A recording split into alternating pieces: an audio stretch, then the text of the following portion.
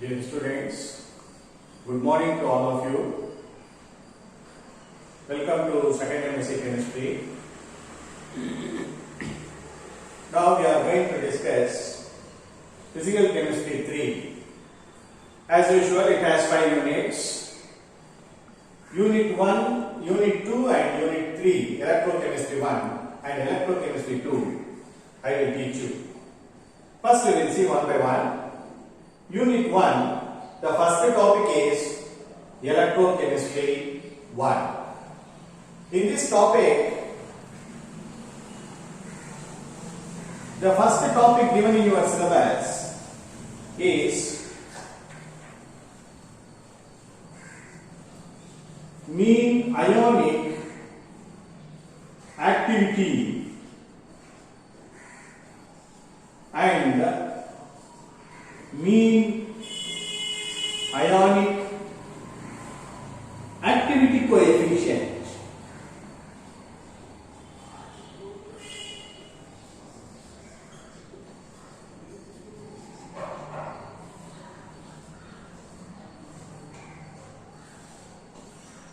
You have already studied in your lower classes activity and activity coefficient. These two are related to the concentration of the electrolyte. Now let us consider the dissociation of univalent electrolyte like Ma. M is a cation, A anion. It dissociates to give M plus and A minus.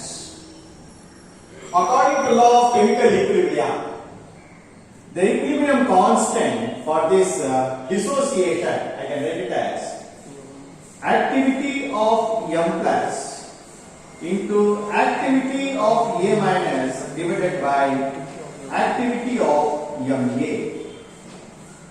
What is this activity? Activity is usually proportional to the concentration of the solution. We know that activity is directly proportional to concentration. The concentration can be expressed in any form in terms of molality, normality or mole fraction. Now, if I consider the concentration of an electrolyte is number of moles per 1000 gram of a solvent, then it is taken as molality. Therefore, I can write it as A directly proportional to molality, or I can write it as A is equal to gamma into M, where this A is activity, gamma is activity coefficient, and M is molality. Now, using this equation, I can write this equilibrium reaction as it will be equal to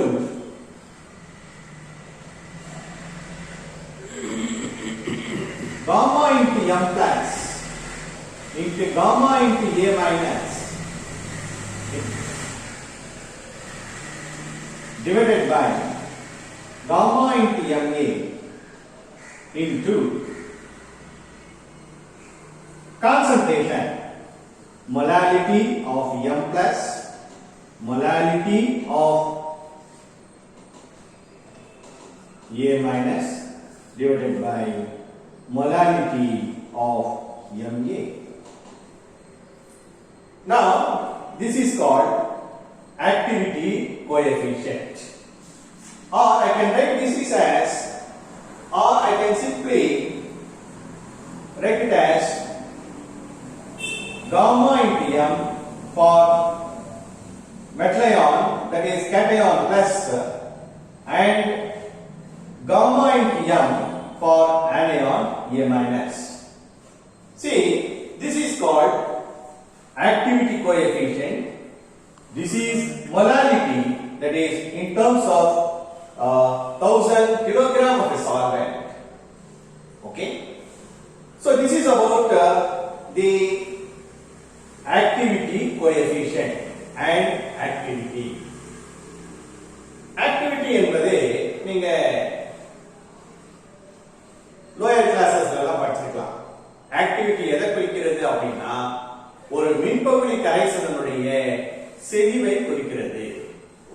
செறிவு அப்படின்னா அது எந்த அளவுக்கு அதுல particles இருக்கு, எவ்வளவு concentration இருக்கு அப்படின்னு பார்க்கிறது தான் concentration.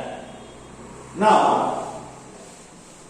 we are going to discuss what is mean ionic activity. Mean ionic activity. Listen. Mean ionic activity.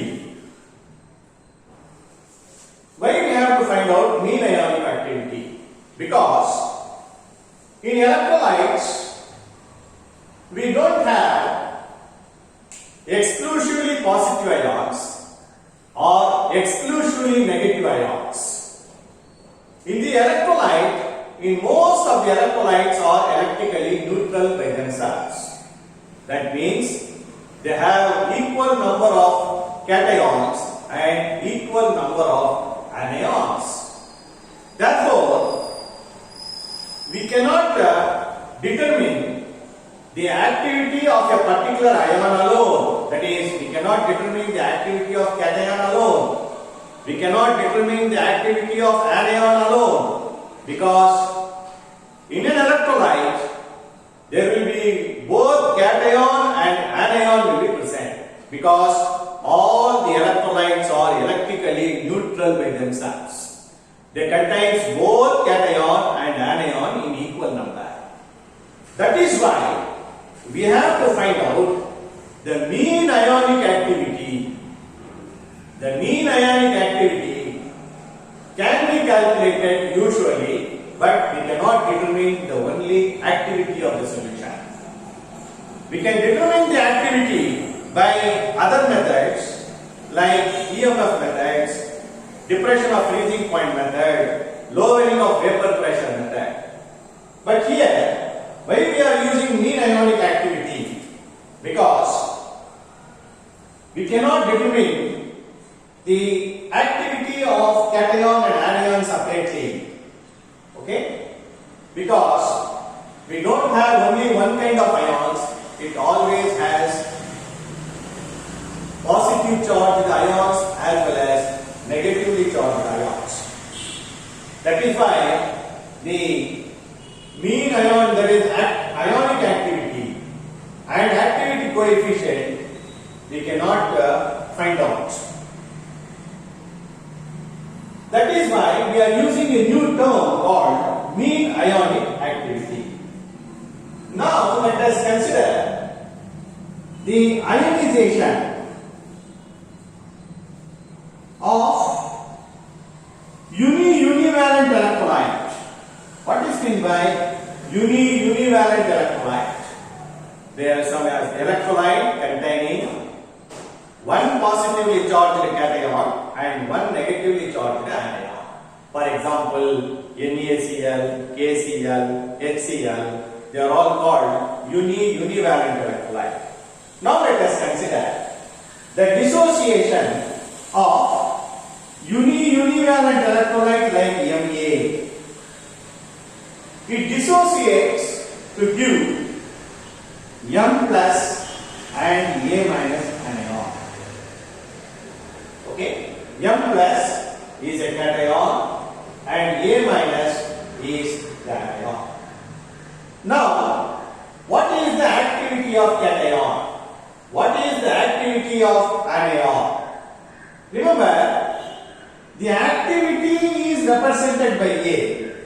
For a particular type of ion, see, activity of cation is represented by A plus and activity of anion is represented by A minus.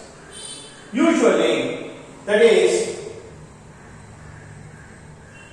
mean ionic activity is usually calculated. I already told you, because the activity of cation separately, the activity of anion separately cannot be determined. That is why we have to determine mean ionic activity. What it actually shows? It shows the activity of the whole electrolyte, or usually the solute dissolved in a particular solvent. Okay? See, I can write it as mean ionic activity, and the activity can be written as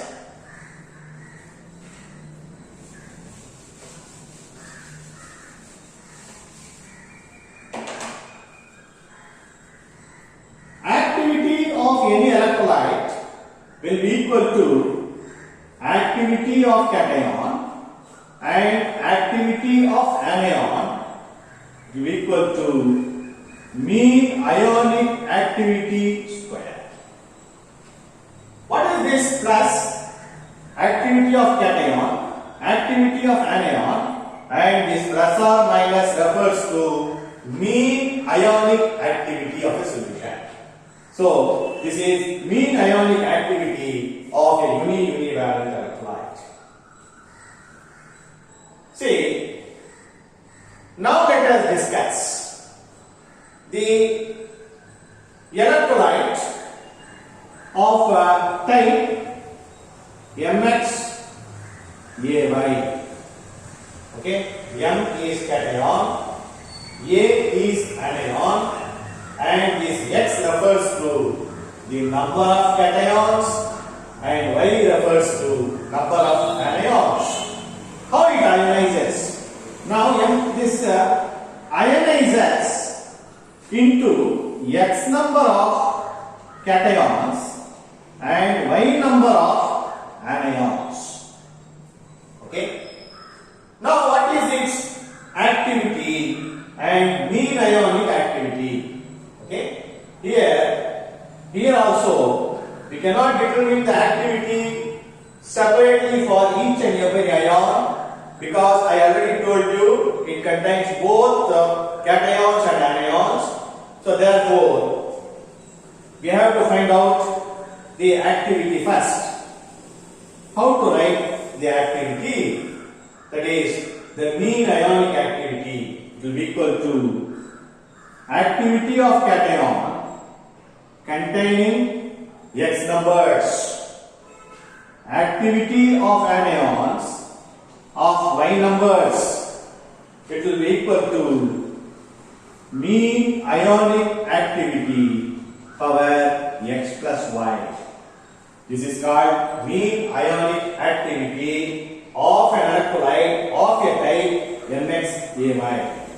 What is this X plus Y? X plus Y put together shows total number of cations and anions. X is the total number of cations, Y is the total number of anions. This is mean ionic activity. Okay. Now, if M is the initial concentration of an electrolyte in terms of molality. What is molality? That is in terms of number of moles dissolves in 1000 gram of a solvent. If I consider, if M is the concentration of the electrolyte MXAY in terms of molality, then that is in terms of molality means number of moles of solute per kilogram of a solvent, then the concentration I can write it as the concentration of M plus, okay, will be equal to X into M. Similarly, the concentration of A minus I can write it as it will be equal to Y into M. What is this X?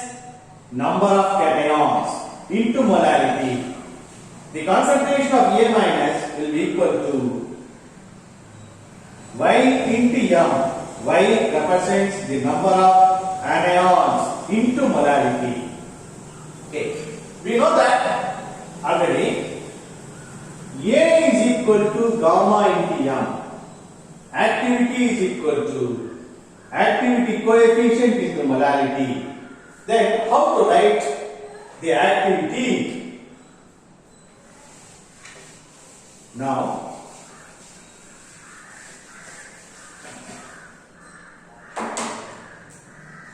activity now I can write it as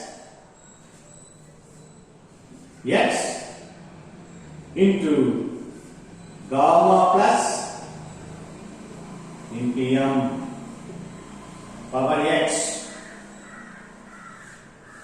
y into gamma minus into m power y.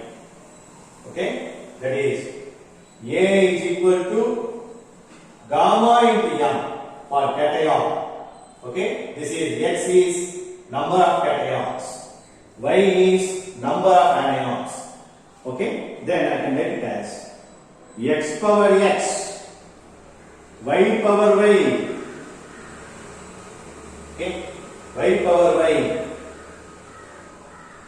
gamma plus power x, gamma minus power y into modality is same for both cation and anion, it is common into x plus y. This is the activity of an electrolyte of a type MXAY. You have to write like this, or I can write it as to be equal to x power x, y power y into gamma plus or minus. When we add this together, activity coefficient of cation, activity coefficient of anion is together. This is called mean ionic activity coefficient into molality. Both of them are having charge, that is power x plus y. What is this? Gamma plus or minus. This is called mean molar ionic activity coefficient. This is gamma plus or minus is called mean molar ionic activity coefficient.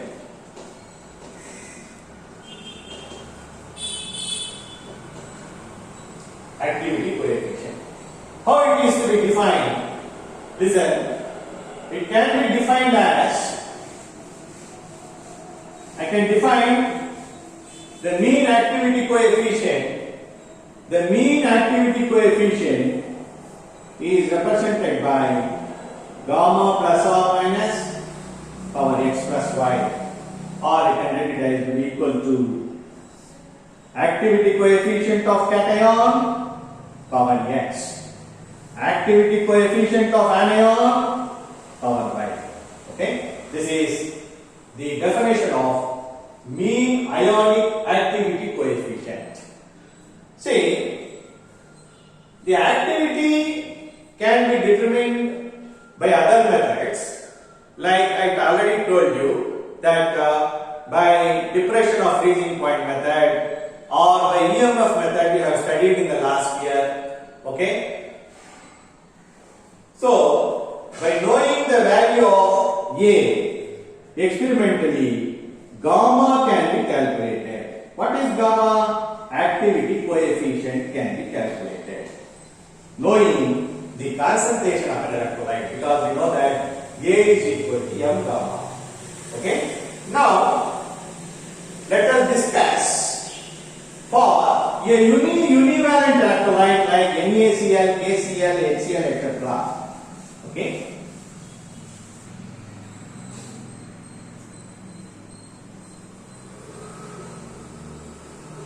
Univalent electrolyte like NaCl, KCl, HCl, etc. What happens? Here what there is, the number of cation is 1 and number of anion is 1. In the case of KCl also, in the case of HCl also, so therefore the number of cation is 1 the number of anion is 1. Therefore, I can write it as for univalent electrolyte. How will you write? Activity. Activity will be equal to activity coefficient into molality 1 plus 1. What is this 1? X plus Y.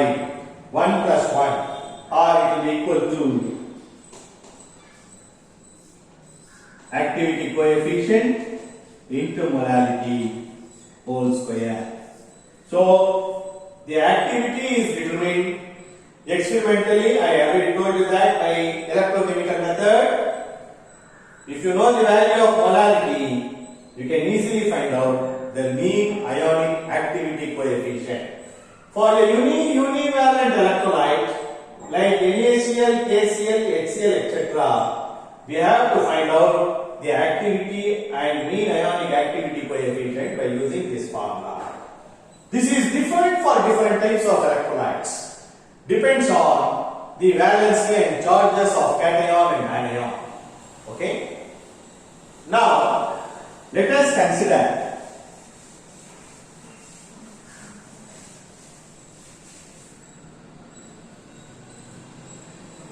for unibivalent electrolyte.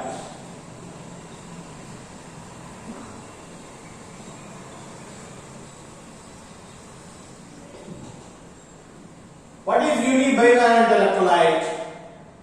Cation வந்து ஒரு charge இருக்கணும், anion வந்து there should be two charges. Okay? அந்த மாதிரியான ஒரு மின்பகுதி கரைசல் தான் unibivalent electrolyte.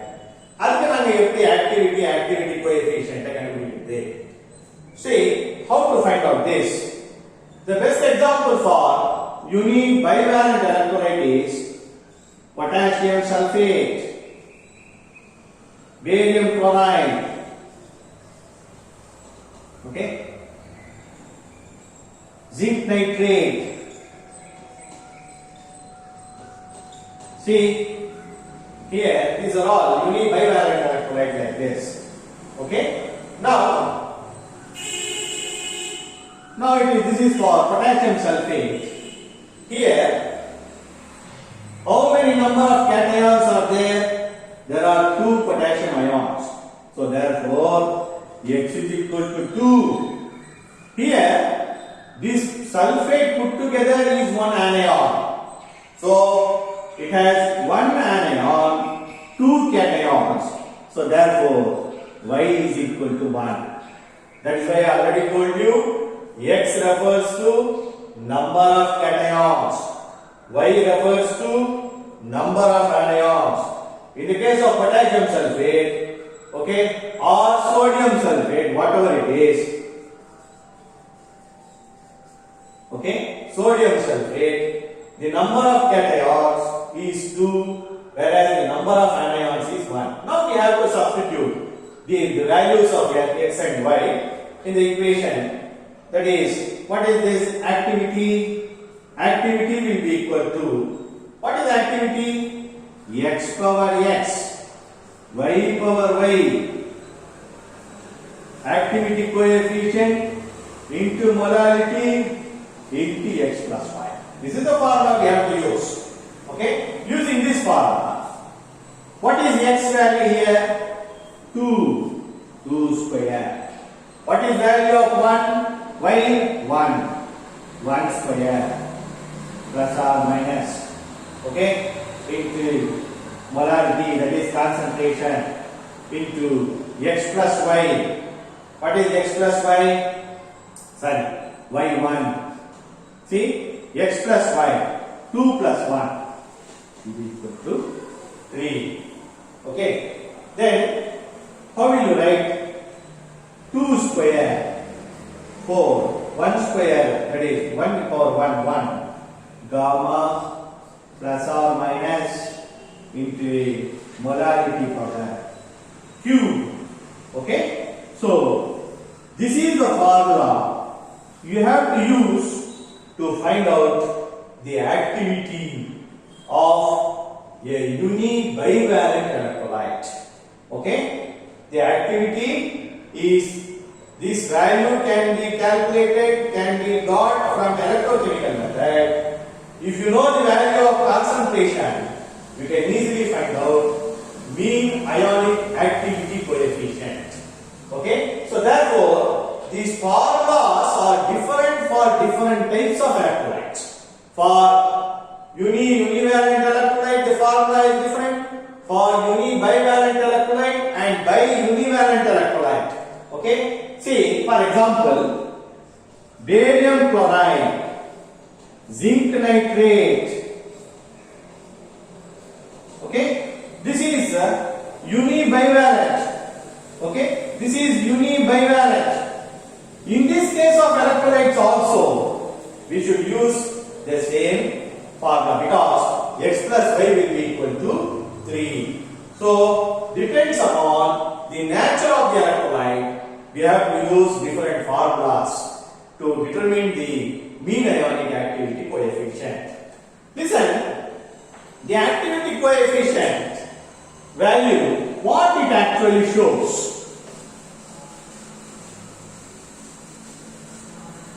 The activity coefficient value represents deviation from ideal behavior.